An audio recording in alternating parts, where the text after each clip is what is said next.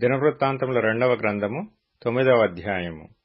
శాబదేశపు రాణి సొలొమోనును గూర్చిన ప్రసిద్ధిని వినినప్పుడు గూఢమైన ప్రశ్నల చేత సొలొమోనును శోధింపవలనని కోరి మిక్కిలి గొప్ప పరివారమును వెంటబెట్టుకొని గంధవర్గములను విస్తారమైన బంగారమును రత్నములను ఒంటెల మీద ఎక్కించుకొని యెరూషలేమునకు వచ్చెను. ఆమె సొలొమోను నొద్దకు వచ్చి తన మనసులోని విషయములన్నిటిని గురించి అతనితో మాట్లాడెను. సొలొమోను ఆమె ప్రశ్నలన్నీయు ఆమెకు విడదీసి చెప్పెను. సొలొమోను ఆమెకు ప్రత్యుత్తరము చెప్పలేని మరుగైన మాట ఏదియూ లేకపోయెను.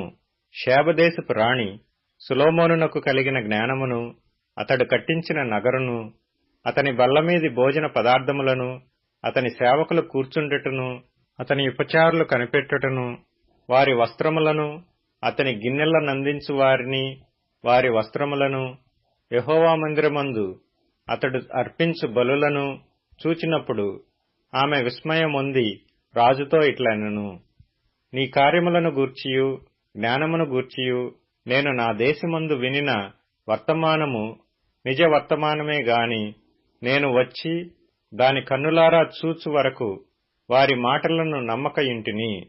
నీ అధిక జ్ఞానమును గూర్చి సగమైనను వారు నాకు తెలుపలేదు. నిన్ను గూర్చి నేను వినిన దానికంటే నీ కీర్తి ఎంతో హెచ్చుగానున్నది. నీ సేవకుల భాగ్యము మంచిది. ఎల్లప్పుడూ నీ సముఖమున నిలిచి నీ జ్ఞాన సంభాషణ వినుచుండు నీ సేవకులైన వీరి భాగ్యము మంచిది. నీ దేవుడైన యెహోవా సన్నిధిని నీవు రాజువై ఆయన సింహాసనము మీద ఆసీనుడివై ఉండునట్లు నీయందు అనుగ్రహము చూపినందుకు నీ దేవుడైన యెహోవాకు స్తోత్రములు కలుగునుగాక. ఇశ్రాయేలీలను నిత్యము స్థిరపరచవలెనన్న దయాలోచన నీ దేవునికి కలిగియున్నందున నీతి న్యాయములను జరిగించుటకై ఆయన నిన్ను వారి మీద రాజుగా నియమించెను అని చెప్పెను. ఆమె రాజునకు 240 మణుగుల బంగారమును, విస్తారమైన గంధవర్గములను రత్నములను ఇచ్చెను. శాబదేశపు రాణి రాజైన సొలొమోనునకిచ్చిన గంధవర్గములతో సాటి అయిన దేదియూ లేదు. ఇదియుగాక ఓఫిరు నుండి బంగారము తెచ్చిన హీరాము పనివారును, సొలొమోను పనివారును చందనపు మ్రానులను, ప్రశస్తమైన రత్నములను కూడా కొనివచ్చిరి. ఆ చందనపు మ్రానుల చేత రాజు యెహోవా మందిరమునకును రాజనగరునకును సోపానములను, గాయకులకు తంబురులను, సితారాలను చేయించెను. అటువంటి పని అంతకు ముందు యూదాదేశమందు ఎవ్వరునూ చూచియుండలేదు. శాబదేశపు రాణి రాజునకు తీసుకుని వచ్చిన వాటికి అతడిచ్చిన ప్రతి బహుమానములు గాక ఆమె మక్కువపడి అడిగినదంతయు రాజైన సొలొమోను ఆమెకిచ్చెను. తరువాత ఆమె తన సేవకులను వెంటబెట్టుకుని మరలి తన దేశమునకు వెళ్లిపోయెను. గంధవర్గములు అమ్ము వర్తకులను, ఇతర వర్తకులను కొనివచ్చు బంగారము గాక సొలొమోనునకు ఏటేటా వచ్చు బంగారము 1332 మణుగుల ఎత్తు. అరబీ దేశపు రాజులందరూ దేశాధిపతులను సొలొమోను నొద్దకు బంగారమును వెండియు తీసుకుని వచ్చిరి. రాజైన సొలొమోను సాగగొట్టిన బంగారముతో అలుగులు గల 200 డాళ్లను చేయించెను. ఒక్కొక్క డాలునకు 600 తులముల బంగారము పట్టెను. మరియు సాగగొట్టిన బంగారముతో 300 కేడెములను చేయించెను. ఒక్కొక్క కేడెమునకు 300 తులముల బంగారము పట్టెను. వాటిని రాజు లెబానోను అరణ్యపు నగరమునందుంచెను.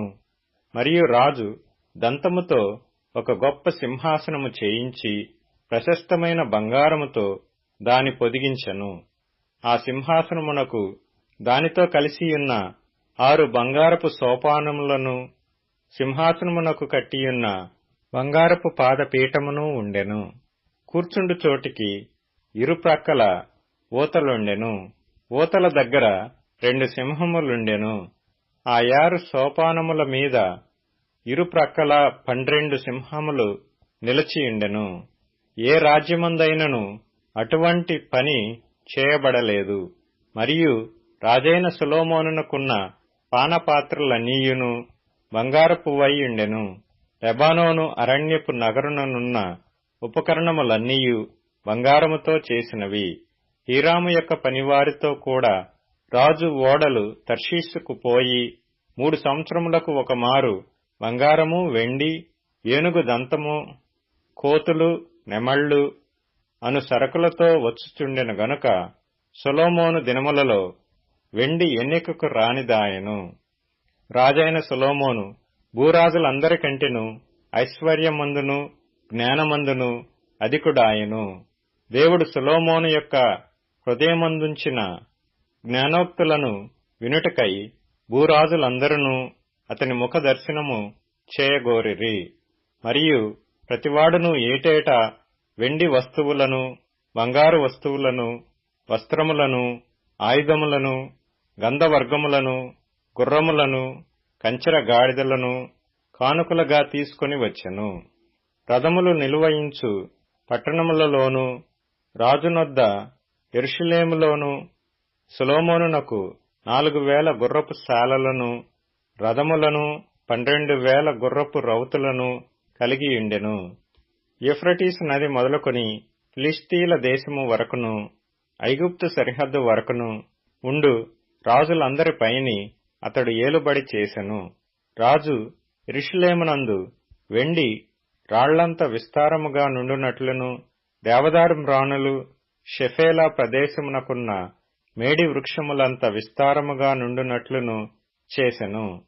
ఐగుప్తు నుండియు సకల దేశముల నుండియు సొలొమోనునకు గుర్రములు తేబడెను. సొలొమోను చేసిన కార్యములన్నిటిని గూర్చి ప్రవక్తయైన నాతాను రచించిన గ్రంథమందును, షిలోనీయుడైన అహీయా రచించిన ప్రవచన గ్రంథమందును, నెబాతు కుమారుడైన యరొబామును గూర్చి దీర్ఘదర్శి అయిన ఇద్దోకు గ్రంథమందును రాయబడి ఉన్నది. సొలొమోను యెరూషలేమునందు ఇశ్రాయేలీలందరి మీద 40 సంవత్సరములు ఏలుబడి చేసెను. తరువాత సొలొమోను తన పితరులతో కూడా నిద్రించి తన తండ్రి అయిన దావీదు పట్టణమందు పాతి పెట్టబడెను. అతనికి బదులుగా అతని కుమారుడైన రెహబాము రాజాయెను.